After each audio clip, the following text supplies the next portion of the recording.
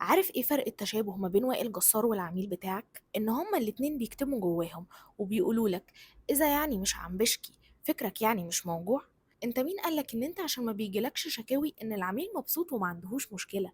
الدراسات بتقول ان 95% من العملاء ما بيشتكوش وبينقسموا ان هم يا اما حاسين ان في حاجة غلط بس مش قادرين يحطوا ايديهم عليها، او ان هم اصلا بيقولوا هنشتكي على ايه، هو يعني لو اشتكينا في حاجة هتتغير، او بقى اللي بيبقوا عارفين المشكلة وعايزين يشتكوا بس مش عارفين يشتكوا لمين. فلازم على طول يبقى في كونتاكت ما بينك وما بين العميل وتعمل سيرفي عشان تشوف اذا كان هو راضي ولا لا. يعني مثلا لو انا رحت مطعم ولقيت الاكل مش عاجبني، مش لازم اروح اقول للويتر الاكل بتاعكم كان وحش جدا، ممكن اكبر دماغي وهي اكله تفوت ولا حد يموت.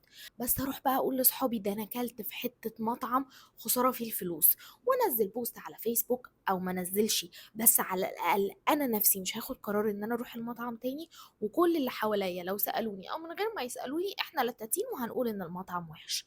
فتعمل ايه بقى علشان ما توصلش لده؟